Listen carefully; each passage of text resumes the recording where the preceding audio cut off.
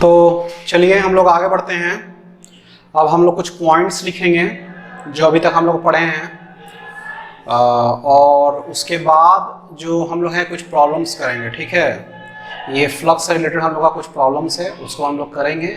उसके बाद फ्लक्स से रिलेटेड जो भी कुछ थोड़ा बड़ा थ्योरी बचेगा उसको बताएंगे, और उसके बाद हम लोग कैपेसिटर में चले जाएंगे। ठीक है, कैपेसिटर आप लोग का लास्ट सेक्शन है आप लोग का इलेक्ट्रोस्टैटिक का, उसके बाद इलेक्ट्रोस्टैटिक खत्म हो जाएगा पूरा।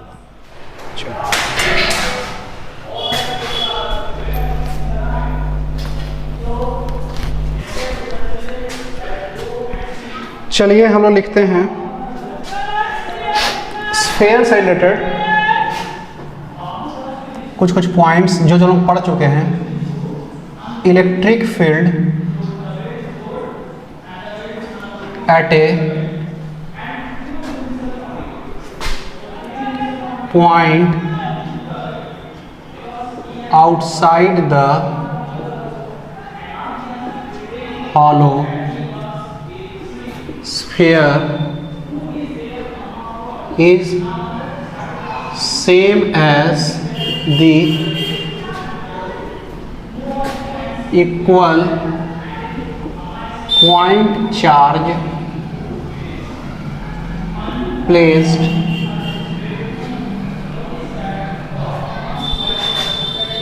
at the center of the hollow sphere। ठीक है, तो हम लोग क्या निकाले थे याद है? देखिए यहाँ पे बता जाते हैं, E into 4πr² is equal to charge enclosed by epsilon naught निकाले थे। तो E का वैल्यू कितना आया था? Q/4πε0r²। यही ना इलेक्ट्रिक फील्ड निकाले थे हॉलो स्फीयर के कारण किसी आउटसाइड पॉइंट पे। ठीक है, तो यही वाला था, ये वाला जो चार्ज हुआ ये हॉलो स्फीयर में रहे, या फिर वो जो हॉलो स्फीयर है ना, हॉलो स्फीयर उसका जो रेडियस है ना, मान लीजिए ये रेडियस बड़ा वाला आर का था, तो ये रेडियस है, तो यहाँ पे भी आप चार्ज एगो रखते हैं बड़ा वाला Q, और यहाँ पर आप निकालते हैं, यहाँ पे सरफेस पे आप निकालते हैं। ठीक है, तो आपका इतना ही निकलता। आदि मान लीजिए कि यहाँ पे आप निकालिएगा, जैसे मान लीजिए, रुकिए फिगर को बनाते हैं फिर से एक बार।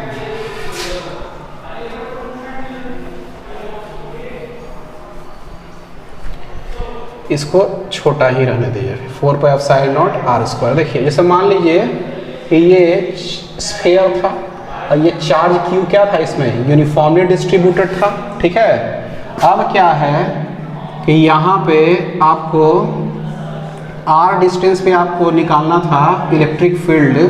हाँ, तो r डिस्टेंस पे इलेक्ट्रिक फील्ड निकालना था, और ये वाला मेरे पास इक्वेशन आया था, तो इसको हम ये स्फीयर ना होके यदि सिर्फ एक तो यहाँ पे इसका रेडियस पे, ये मान लीजिए रेडियस है इसका, यहाँ पे Q चार्ज भी रखते तो सेम ही आता, स्फीयर रखते भी सेम आ रहा है, Q भी रखते तो सेम आ रहा है। ठीक है, यानी कि Q चार्ज को यदि हम सेंटर पे भी रख देंगे तो same electric field r distance पे आने वाला था। ठीक है, ये बात समझ में आ रहा है कि क्या कह रहे हैं ये? ठीक है, तो हॉलो स्फीयर में हम समझ गए कि आपको इलेक्ट्रिक फील्ड किसी डिस्टेंस पे निकालना है, तो जो स्फीयर के कारण निकालना है उस स्फीयर पे, उसके सेंटर पे उसका पूरा चार्ज रख दीजिए, और वो उसी तरह से निकाल लीजिए, तो Q/4πε0r² आपका आ जाएगा। ठीक है, चलिए इसको मिटा देते हैं।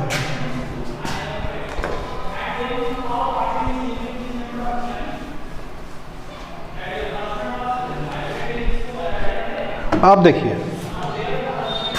Same as the equal point charge place at the centre of the hollow sphere. आदि मान लीजिए इलेक्ट्रिक फील्ड अब आपको निकालना है at a point inside the hollow sphere. Inside the hollow sphere आपको निकालना है, इज वो क्या हो जाएगा? 0। वो क्या हो जाएगा?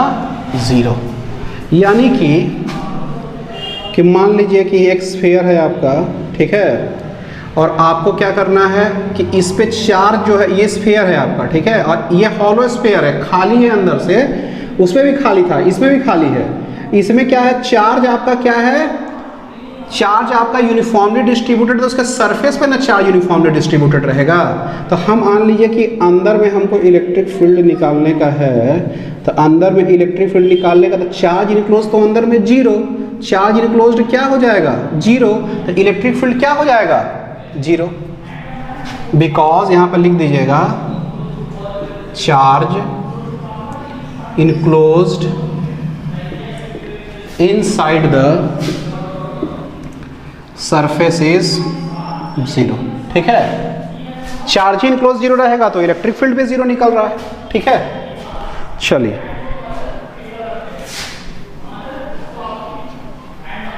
अगला पॉइंट,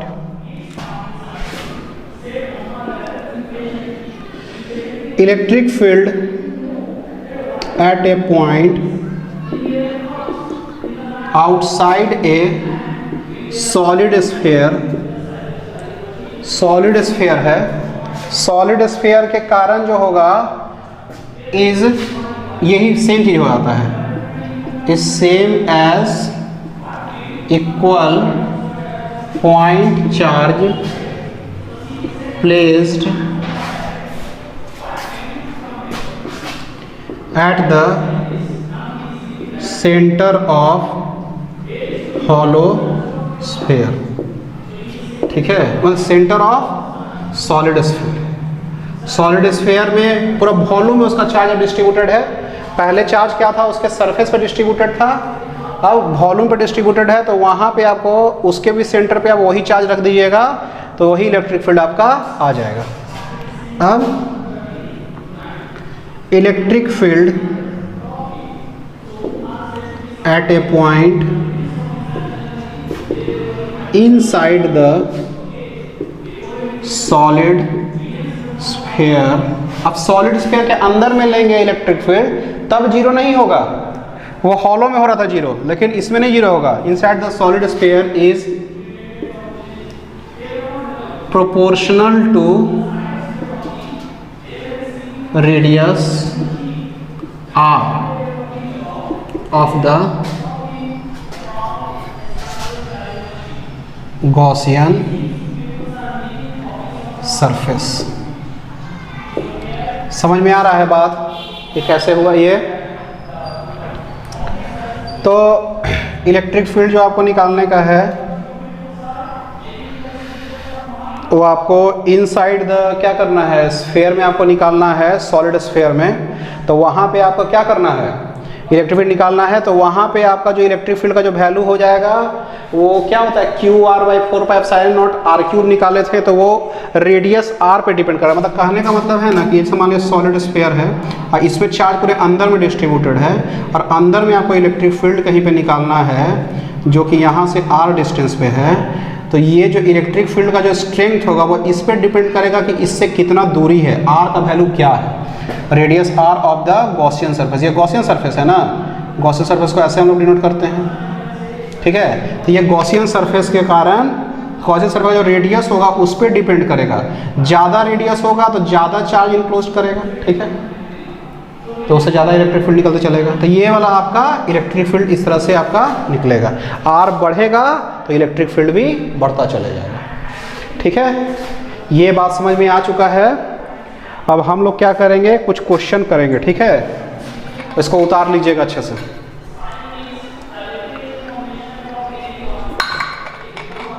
चलिए अब हम लोग इलेक्ट्रिक फील्ड से, इससे गॉस लॉ से रिलेटेड हम लोग कुछ क्वेश्चन अब करेंगे और उस क्वेश्चन को बनाते हैं।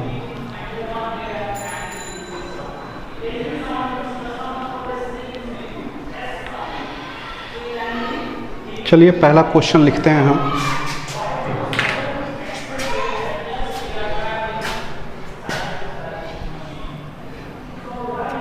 A uniform electric field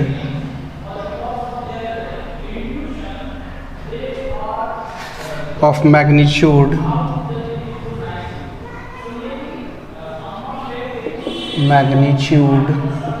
E is equal to 100 Newton पर coulomb exist in the space in x direction.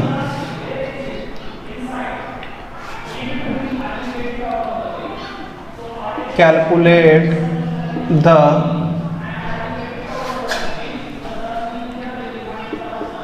flux of this field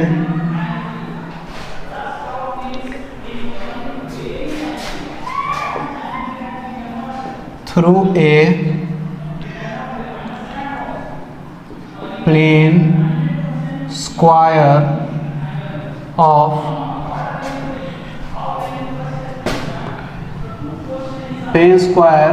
area of edge 10 centimeter placed in the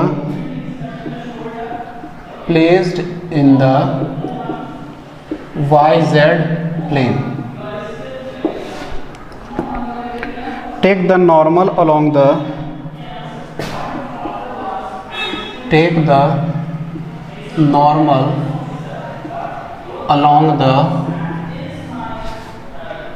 positive x-axis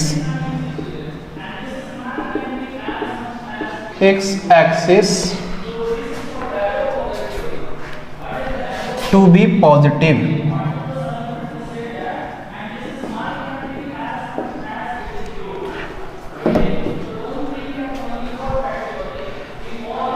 question समझ में आ रहा है? Question को थोड़ा देखिए, question क्या कह रहा है। ठीक है, क्वेश्चन क्या कह रहा है इसका अच्छा देखिए।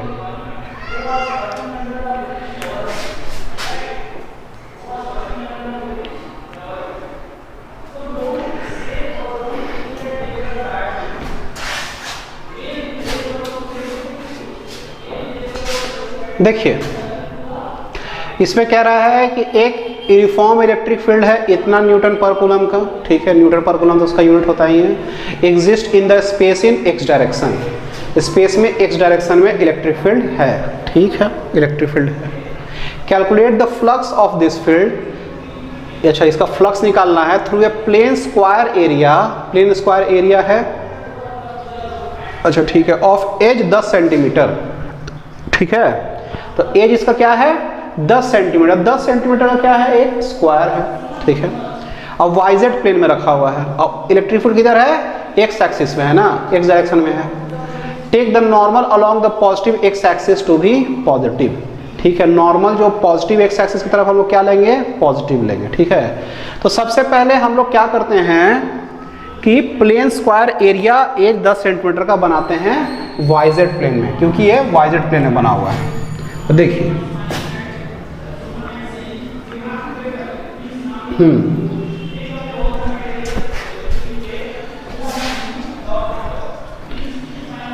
ये x, ये y, ये z। ठीक है, तो YZ प्लेन कौन सा प्लेन हो गया, ये वाला प्लेन दिख रहा है आपको। तो ये वाला प्लेन में हम लोग एक ऐसा बना देते हैं। ठीक है, तो ये बन गया YZ प्लेन में, ये स्क्वायर नहीं लग रहा है, इसको स्क्वायर बनाते हैं। तो चलिए ये स्क्वायर हो गया, चारों साइड इसका बराबर। ठीक है, एक्स एक्सिस तो समझ में आ रहा है कि ऐसे है इसका एकदम उसी टाइप से। ठीक है, एक्स एक्सिस इधर साइड में और इधर इस साइड में क्या है इलेक्ट्रिक फील्ड है। ठीक है, इलेक्ट्रिक फील्ड का वैल्यू कितना है 100 न्यूटन पर कूलम। ठीक है, अलॉन्ग वेक्टर ये वेक्टर में तो ये भी वेक्टर में लिखना होगा। ठीक है, अच्छा इसका साइड का लेंथ कितना है 10 सेंटीमीटर, 10/100 यानी कि 0.1 मीटर। ठीक है, 0.1 मीटर आपका हो गया 10/100। अब देखिए हमको क्या करना है कि नॉर्मल जो है पॉजिटिव एक्स एक्सिस के अलॉन्ग होगा, तो पॉजिटिव एक्स एक्सिस इधर ही ना है, तो इधर साइड इसका सरफेस एरिया का नॉर्मल लेंगे तो ये डेल्टा एस का वेक्टर। समझ में आ रहा है बात? फ्लक्स निकालने के लिए एरिया वेक्टर इलेक्ट्रिक फील्ड दोनों का आवश्यकता पड़ेगा और दोनों के बीच का एंगल जरूरी है हमको। तो हम लोग निकालते हैं सिर्फ फ्लक्स निकालना है इसमें। तो इसमें flux is equal to electric field into area vector. अच्छा, इसमें तो गोल सा नहीं बनेगा क्योंकि ये क्लोज सरफेस नहीं है, एक तो खाली इसी तरह सीट है आपका स्क्वायर वाला, ठीक है। अच्छा, अब इसको क्या करते हैं, इलेक्ट्रिक फील्ड इनटू ds, ठीक है। अब दोनों के बीच का एंगल 0, तो ये क्या हो गया, EDS, ठीक है। EDS हो गया आपका। अब E जो हमारा बाहर निकल गया तो अंदर में इंटीग्रेशन ऑफ ds। अच्छा, E जो आपका बाहर निकला है और अंदर में इंटीग्रेशन ds है, तो ये पूरा का पूरा सरफेस एरिया क्या होगा, साइड का स्क्वायर, ये साइड है ना A, ये साइड का स्क्वायर यानी कि 0.1 का स्क्वायर। और E का वैल्यू मेरे पास कितना था, 100 इंटू 0.1 का स्क्वायर, यानी कि 100 इंटू क्या होगा, 1/100, 1/10 होगा ये वाला, तो 1/10 का स्क्वायर यानी 1/100 यानी कि 1, ठीक है। अच्छा, ये फ्लक्स का हमको जो लिखना है यूनिट, तो देखिए ये क्या था, न्यूटन मीटर लिखते थे, तो देखिए यहाँ पे पहले क्या था, न्यूटन पर कूलम था, और ये क्या था, मीटर स्क्वायर, तो ये क्या हो गया, न्यूटन मीटर स्क्वायर पर कूलम, ठीक है, न्यूटन मीटर स्क्वायर पर कूलम फ्लक्स का आपका यूनिट, ठीक है। आगे बढ़ सकते हैं हम लोग। ये वाला तो आपका फ्लक्स निकल चुका है, तो ये वाला फ्लक्स का वैल्यू आपका कितना आया, 1 न्यूटन मीटर पर कूलम। चलिए इसको उतारिएगा, फिर अगला क्वेश्चन की तरफ हम लोग बढ़ेंगे, ठीक है। अगला क्वेश्चन की तरफ हम लोग बढ़ जाते हैं। A large plane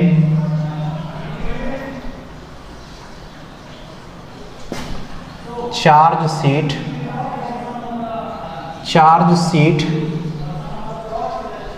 having surface charge density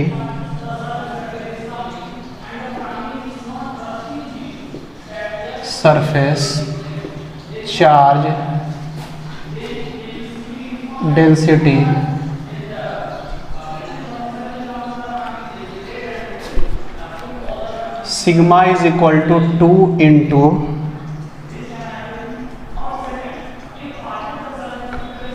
10 to the power -6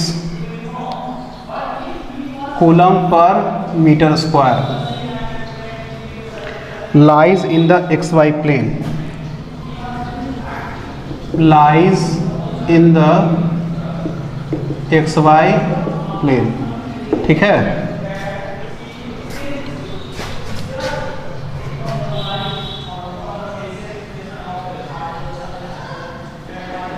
Find the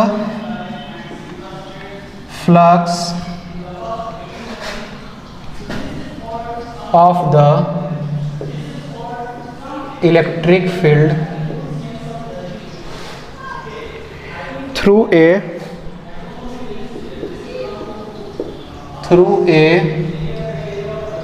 circular area of radius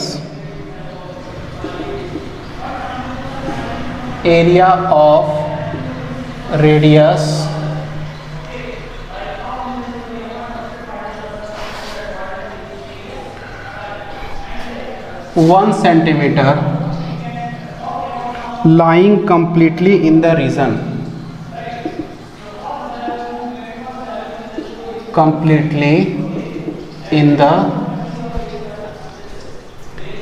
region ठीक है, where x, y, z are all positive and with its normal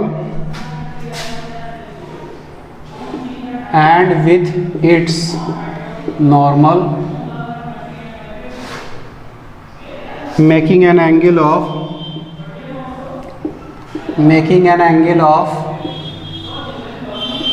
60 60 degree with the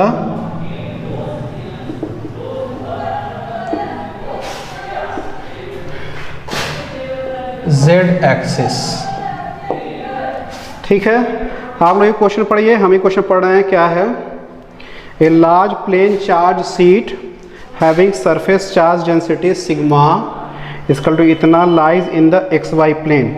ठीक है, find the flux of the electric field through a circular area of radius 1 centimetre lying completely in the region where x Y Z are all positive. ठीक है, and with its normal making an angle of 60 degree with the Z axis. Large plane sheet है ना, having surface. ठीक है, ठीक है। अच्छा, वो कितना एंगल बना रहा है इसके साथ? Lies in the x Y plane. ठीक है, और इस normal making an angle of 60 degree with the Z axis. ठीक है, समझते हैं इस क्वेश्चन को। क्वेश्चन को समझना इंपॉर्टेंट है, कैसे इसमें बढ़ेंगे हम लोग देखेंगे अभी। ठीक है, तो सिग्मा का वैल्यू आपको दिया हुआ है 2 × 10⁻⁻6 कूलम पर मीटर स्क्वायर। ठीक है,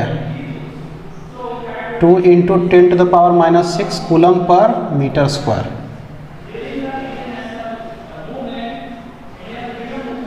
अब हमको क्या करना है? एक्स वाई प्लेन में वो लाई करता है, एक्स वाई प्लेन में x Y z. X Y plane में वो लाई कर रहा है क्या? Plane sheet. ठीक, एक्स वाई प्लेन में लाई कर रहा है वो प्लेन शीट। ऐसा ही होगा ये। ठीक है, चलिए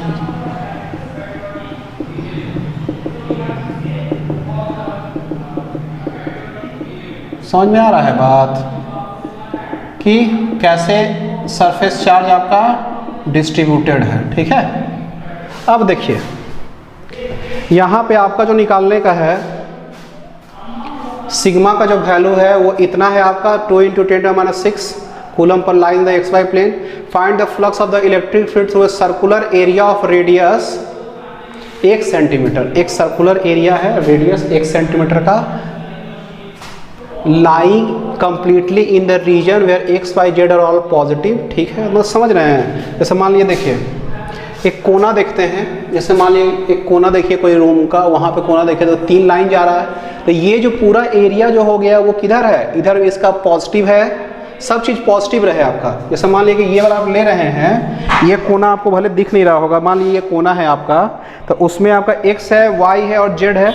तो यहाँ पर जो भी चीज़ रहेगा तो सब चीज़ उसका पॉजिटिव। मान लिया यहाँ पर कोई चीज़ है तो उसका एक्स भी पॉजिटिव, वाई भी पॉजिटिव और जेड भी पॉजिटिव। ठीक है, इधर साइड में है। तो चलिए, तो ये चीज़ समझ में आ रहा है आपको। तो सबसे पहले एक चीज़ ये समझिए कि ये वाला जो सिग्मा दिया हुआ है सरफेस, उसका जो क्या कहते हैं, जो सरफेस एरिया होगा वो किधर होगा? बाहर की तरफ निकलरहा होगा, ऐसे।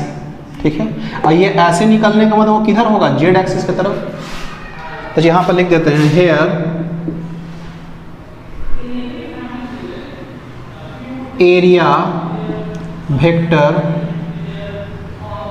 Delta s is along positive z axis. Positive z axis के अलोंग होगा कि नहीं? ऐसे जाने का मतलब है कि ये वाला जो इधर ही बाहर है तो पॉजिटिव जेड एक्सिस की तरफ हो गया, एरिया वेक्टर डेल्टा एस।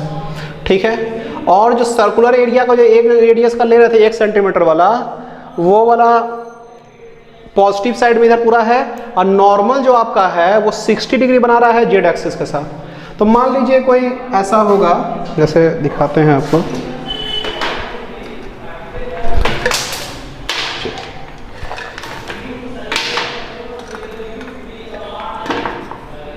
मान लीजिए कि ये वाला जो काला वाला पार्ट है वही है सिर्फ यहाँ पे, तो ऐसे है ये, तो ये इस तरह से है, ऐसे मान लीजिए रखा हुआ है। तो इसका जो सरफेस एरिया जो है ना, वो जो जेड एक्सिस है उससे क्या कर रहा है ये 60 डिग्री एंगल। मान लीजिए कि इस तरह से ये रखा हुआ है ऐसे ऐसे ये वाला पार्ट, तो ये जेड एक्सिस के साथ कितना एंगल बना रहा है 60 डिग्री एंगल बना रहा है। ठीक है, ये वाला जेड एक्सिस के साथ 60 डिग्री एंगल बना रहा है। चलिए तो देखते हैं, इसमें हम लोग लिखेंगे here circle makes circle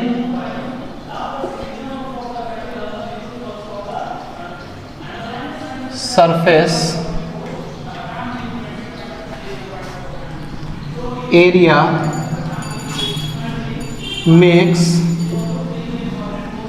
makes 60 degree with the positive z axis।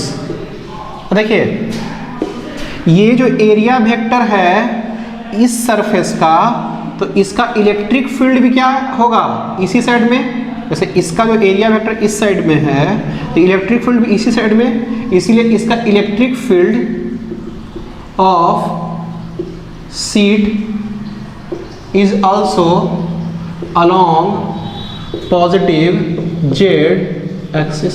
समझ में आ रहा है। और ये जो सरफेस एरिया जो सर्किल वाला था वो z एक्सिस के साथ कितना एंगल बना रहा है। जैसे मान लीजिए कोई लाइन होगा, ऐसा लाइन निकला होता तो दिखा नहीं सकते हम लोग, तो ये मान लीजिए 60 डिग्री एंगल उससे बना रहा है। ठीक है, तो निकालना क्या है इसमें, फाइंड द फ्लक्स। तो फ्लक्स निकालना है, तो फ्लक्स का जो वैल्यू हो जाएगा, फ्लक्स का जो वैल्यू होगा वो क्या होगा, electric field into area vector. ठीक है, अब ये E D S cos 60 degree, दोनों के बीच का एंगल क्या हो जाएगा 60 डिग्री। तो ये जो 60 डिग्री एंगल हो गया, तो इसको हम लोग क्या कहेंगे, इलेक्ट्रिक फील्ड का जो वैल्यू है वो सेम है, इसको ई बाहर निकाल देंगे, अंदर में डी एस कॉस 60 डिग्री। अच्छा कॉस 60 का वैल्यू, अच्छा इसको कॉस 60 बाहर निकल जाएगा ना, तो E cos 60 integration of D S, E और कॉस 60 का वैल्यू 1/2, और ये जो डी एस जो सर्किल का होगा उसका एरिया टोटल क्या होगा 1 सेंटीमीटर का ना है, तो पाई इंटू आर स्क्वायर, और आर के जगह पे हम लोग क्या लिखेंगे 1 सेंटीमीटर है ना, तो 1 इंटू 10⁻⁻² का square. Okay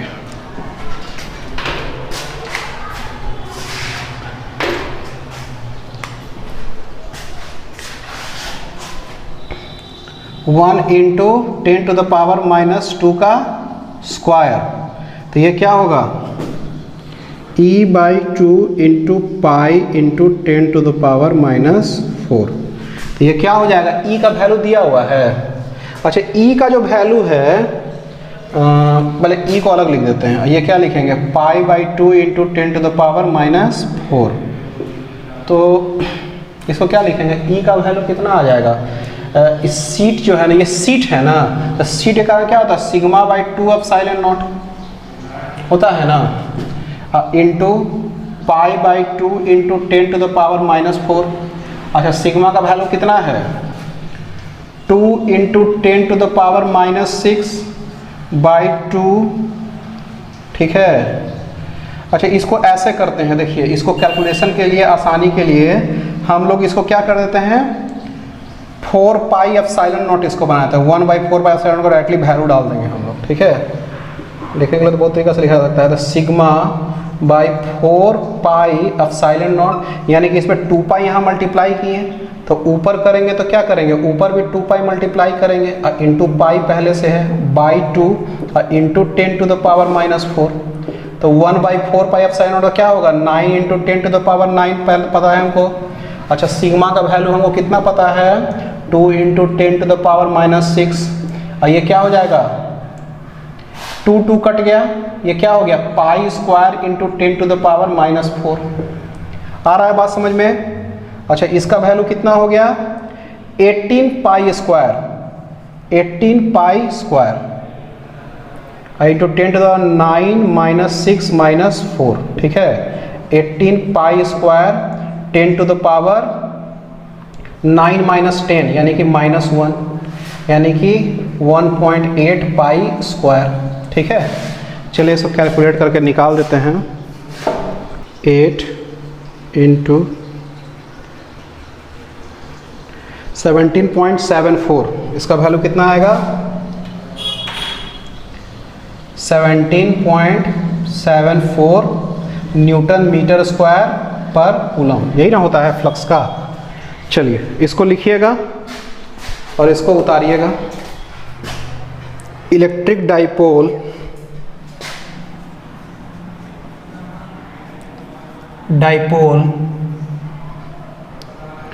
consists of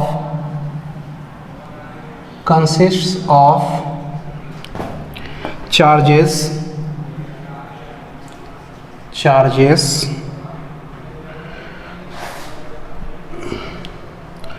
plus minus 2 into 10 to the power -8 coulomb, ठीक है।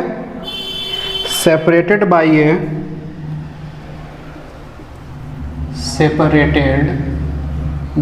a distance of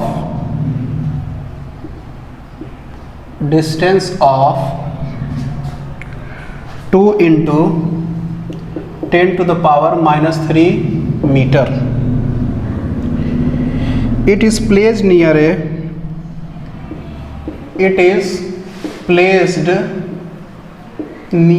a long line charge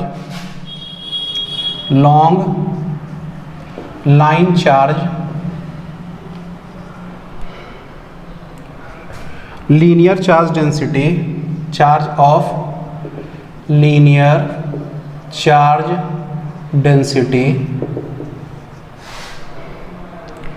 4 into 10 to the power -4 coulomb पर मीटर, ठीक है। As shown in figure,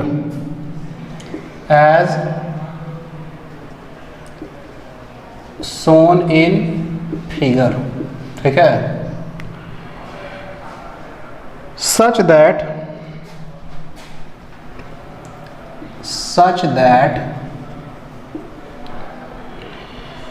the negative charge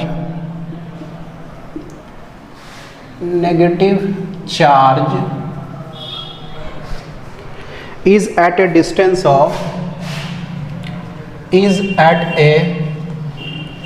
distance of 2 centimeter from the line charge, ठीक। find the force acting on the dipole,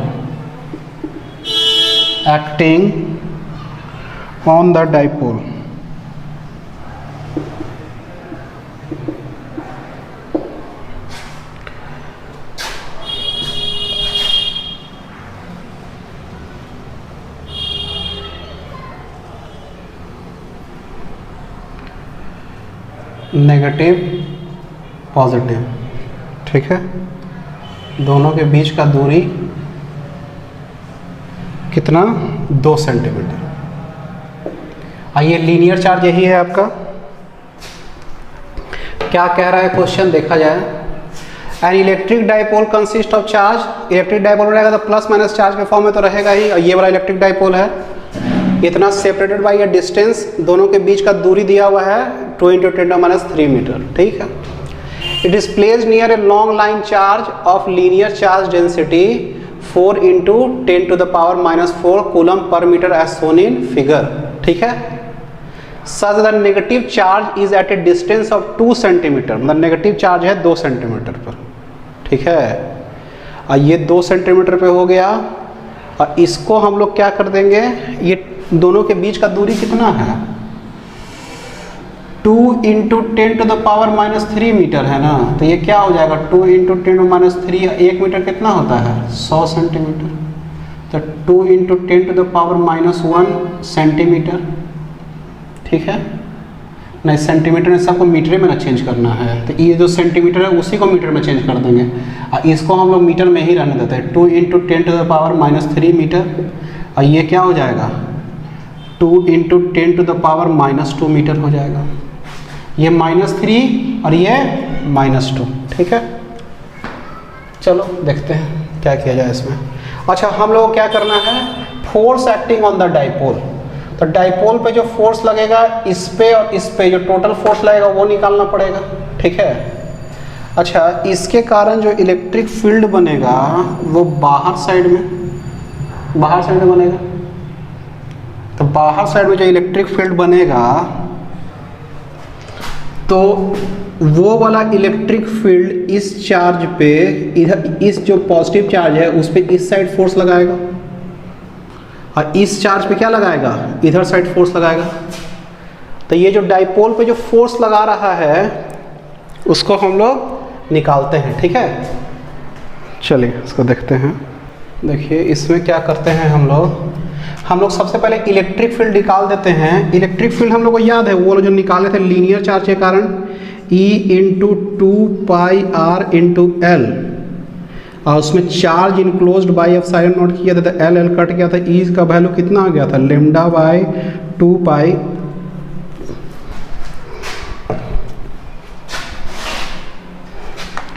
ई का जो value है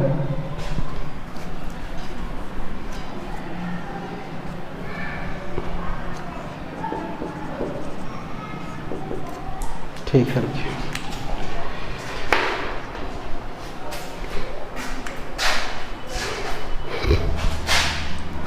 ई का जो value है वो क्या है, λ/2πε0r, यही ना लाए थे हम लोग। तो देखिए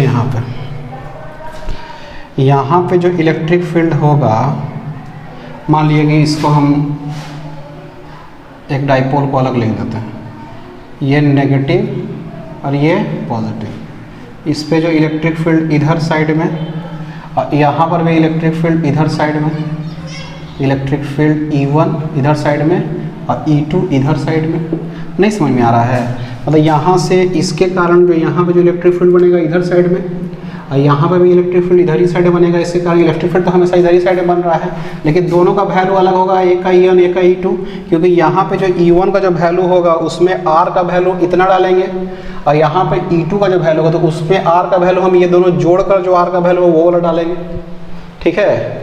अब देखिए इस पे जो फोर्स लगेगा वो इधर साइड में नेगेटिव चार्ज है ना, तो नेगेटिव चार्ज पे इलेक्ट्रिक फील्ड के अपोजिट साइड में फोर्स लगता है, तो फोर्स इधर साइड में। और इस पे जो फोर्स लगेगा वो इधर ही साइड में लगेगा, F2, क्योंकि इलेक्ट्रिक फील्ड इधर ही है तो पॉजिटिव चार्ज है तो फोर्स भी इधर ही साइड में लगेगा, ठीक है। तो हमको E1 E2 निकालना है, फिर उसे F1 F2 निकालना है, ठीक है। तो सबसे पहले E1 निकाल देते हैं। E1 का वैल्यू होगा λ/2πε0r, ठीक है। अच्छा, λ/2πε0r है ना, तो लेमडा का वैल्यू दिया हुआ है 4 इंटू 10⁴ इंटू, अच्छा इसको ऐसे कर देते हैं 1/2πε0, इसको 4πε0 करेंगे, 2 से मल्टीप्लाई कर देंगे तो 2λ/4πε0 इंटू आर, और 1/4πε0 का वैल्यू कितना है 9 इंटू 10⁹, और 2λ का वैल्यू कितना है 2 इंटू, और लेमडा का वैल्यू 4 इंटू 10⁻⁴, और r का जो वैल्यू नीचे कितना है, r का डिस्टेंस, ये वाला r का डिस्टेंस है, तो r का डिस्टेंस हो जाएगा 2 इंटू 10⁻²। बात समझ में आ रहा है E1 कैसे निकला। चलिए तो इसको 2 काट देते हैं। अच्छा, अब क्या हो जाएगा 9 4 जा 36 इंटू 10⁻⁹ और ऊपर जाएगा तो ये +2, तो 36 इंटू 10⁻9 10 11 में से 4 गया तो कितना बचा 6 7 10⁻7, यानी कि 3.6 इंटू 10 इसको छोटा करेंगे तो और कितना हो जाएगा, बड़ा हो जाएगा, ठीक है। ये तो न्यूटन पर कूलम हो जाएगा। अब F1 जो निकलेगा वो QE निकलता है। हाँ, तो इस पे Q चार्ज कितना है, इस पे माइनस है, तो फोर्स भी माइनस होगा। तो अभी हम मैग्नीट्यूड खाई ले रहे हैं, तो इसमें लिखेंगे Q का वैल्यू 2 इंटू 10⁻⁸ और इलेक्ट्रिक फील्ड का वैल्यू कितना लिखेंगे हम लोग, 3.6 इंटू 10⁸। ठीक है, ये क्या हो जाएगा, न्यूटन पर कूलम इसका वाला, और ये वाला चार्ज का कूलम। तो कितना हो गया 36, यानी कि 7.2 और 10⁻⁸ और 10/8 खत्म हो गया, 7.2 न्यूटन। ये F1 फोर्स आया, और ये F1 फोर्स का वैल्यू कितना आ रहा है, 7.2 न्यूटन इधर साइड में लग रहा है। आ रहा है बात समझ में, कैसे हुआ ये 7.2 न्यूटन। चलिए अब आगे बढ़ते हैं। अब देखिए E2 का वैल्यू निकालते हैं। E2 का जो वैल्यू होगा, E2 का वैल्यू जो हो जाएगा वो क्या हो जाएगा, λ/2πε0r, ये भी हो जाएगा, और इसको 2λ/4πε0r कर देंगे। अच्छा 2 और लेमडा का वैल्यू कितना था, 4 इंटू 10⁻⁴, और 1/4πε का वैल्यू 9 इंटू 10⁻⁹, और बाई आर का वैल्यू कितना लिखेंगे, 2 इंटू 10⁻⁻2 और 2 इंटू 10⁻3। ठीक है, तो इसको हम छोटा कर देंगे 0.2, तो इंटू 10, इसको ऐसा भी लिख सकते हैं 0.2 इंटू 10⁻²। ठीक है, इसको 10 से डिवाइड करेंगे तो 10 से गुना भी करना पड़ेगा, तो 10⁻², तो ये क्या हो जाएगा, 2 इंटू 10⁻² है, 0.2 इंटू 10⁻², यानी कि 2.2 इंटू 10⁻²। तो ये हो जाएगा 2 इंटू 10⁻²। समझ में आ रहा है बात। अब देखो इसको क्या है कि 2 कट गया, ठीक है। अब क्या है, 9 4 जा 36 इंटू 10⁻⁻4 प्लस 9, और -2 पर जाएगा तो +2, तो 36 इंटू 10⁻11 में से 4 गया, 11 में से 4 गया तो कितना बचा, 7 न्यूटन पर कूलम। अब ये E2 निकल चुका है, ये E2 निकल चुका है। F2 अब निकालना है, तो F2 निकालने के लिए F2 is equal to QE2, जैसे QE1 था तो QE2, और Q का वैल्यू वही है 2 इंटू 10⁻⁸ इंटू 36 इंटू 10�7। ठीक है। अच्छा, ये इलेक्ट्रिक फील्ड न्यूटन पर कूलम और चार्ज कूलम में, तो कूलम में न्यूटन में हो गया ये 36 72। ओहो इसमें कुछ गड़बड़ कर दिए हम लोग, तो 2 इंटू 10⁻² नहीं ना था, सॉरी, यहाँ पे गड़बड़ क्या कर दिए हम लोग, यहाँ पे 2 लिखे ना, यहाँ पे 2.2 लिखना था ना डिस्टेंस को, तो यहाँ पे हम लोग क्या करना है, रुकिए इसको कर देना है, यहाँ पे 8 9 72 बाई 2.2 इंटू 10⁻⁴ प्लस 9, और -2 पर जाएगा तो +2, तो इसको 72 को 2.2 से थोड़ा डिवाइड करके देखें कितना आता है। 72 डिवाइडेड बाई 2.2 32.72 इंटू 10⁻11 में से 4 गया 6 7। ठीक है, सही है। तो इसको 3.2 इंटू 10⁸ भी लिख सकते हैं, 3.27। ठीक है। अब चलिए F2 का वैल्यू क्या हो जाएगा, QE2 होगा ना। अच्छा, Q का वैल्यू कितना है, Q का वैल्यू है आपका 2 इंटू 10⁻⁸ इंटू 3.2 इंटू 10⁸, तो कितना हो गया 6.4 न्यूटन F2 का वैल्यू, यानी कि F2 का वैल्यू कितना आ रहा है 6.4 न्यूटन।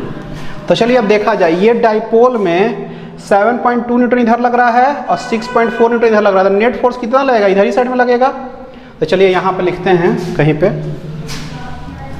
यहाँ लिखते हैं, net force is equal to क्या हो जाएगा, F1 माइनस F2।